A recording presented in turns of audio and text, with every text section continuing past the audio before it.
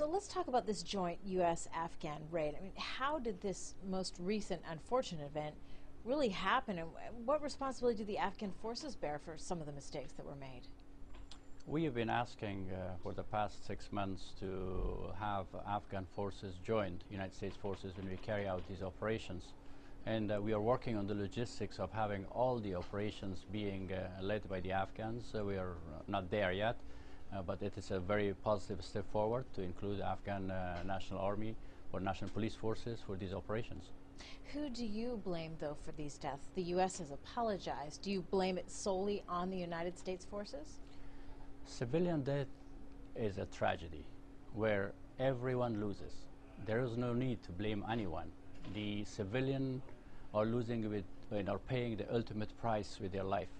The international community is losing to a certain degree credibility, and the Afghan government is being put in a difficult position.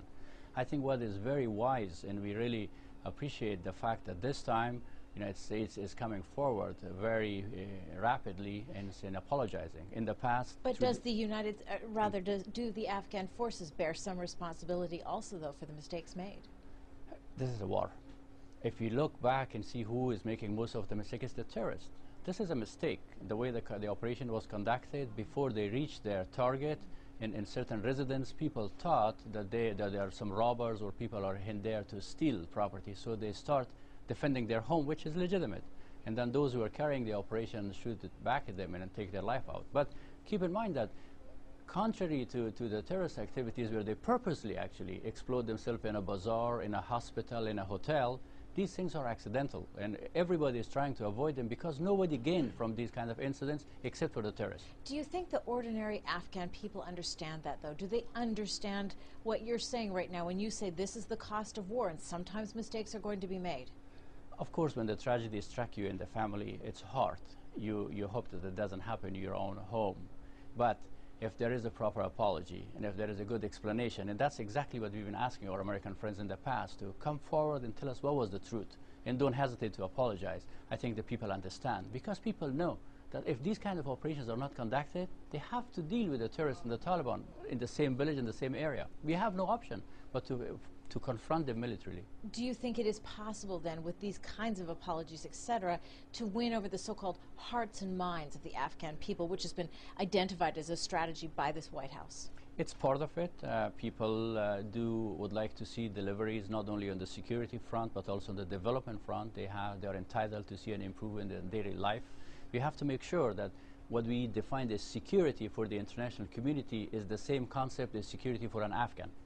I sense some hesitation, though, on your part when you answered that question.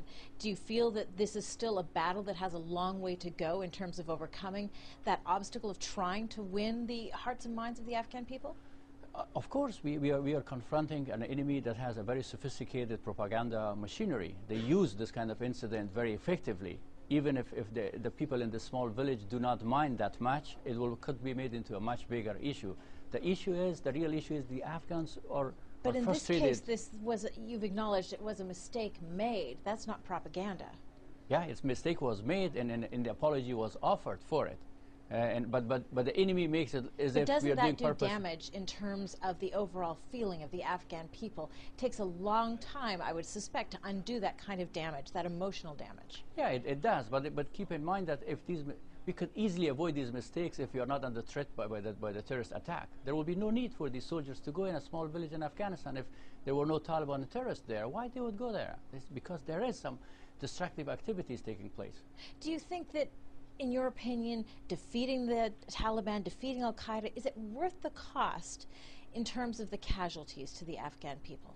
Of course, it's not the cost of the Afghan people, it's the freedom, it's the security of Afghanistan, of Pakistan, of the region, of the world.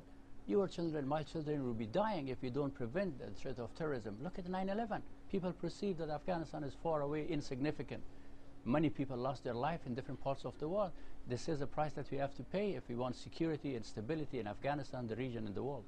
But how far do you go? I mean, in terms of numbers, I mean, the numbers, if they keep on growing, if mistakes are continually being made, at some point, don't you think the Afghan people are going to say enough?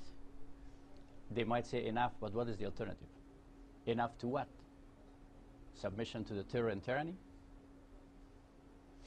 NATO has committed 5,000 troops to Afghanistan, but just until the elections. So how can one expect success long term if NATO is not willing to commit troops in the long term? NATO presence in Afghanistan is an important political asset. Their military significance is truly limited. This fight has to be fought by Afghans primarily and our friends in the United States. We welcome their contributions. We should seek a synergy between these different degree of capability that they have. We cannot and should not push them too hard to provide more troops. There are other things that they can do better, especially training the Afghan National Army and police force, education opportunity, development, many other things that the Europeans are good at and will do. So the new strategy that's been formulated by President Obama also seek this kind of approach of asking the partners to do what they can do the best. So how crucial then, if we look at in terms of the success of Afghanistan, just how crucial is the support of Iran? We share a long border with Iran. Iran is shared language, culture, and religion with us. Their constructive role so far has been very much welcomed by the Afghan people, Afghan government. They can play a much larger role in the area of reconstruction, but also political stability if they become better engaged with the United States. So you're looking for more involvement? Definitely.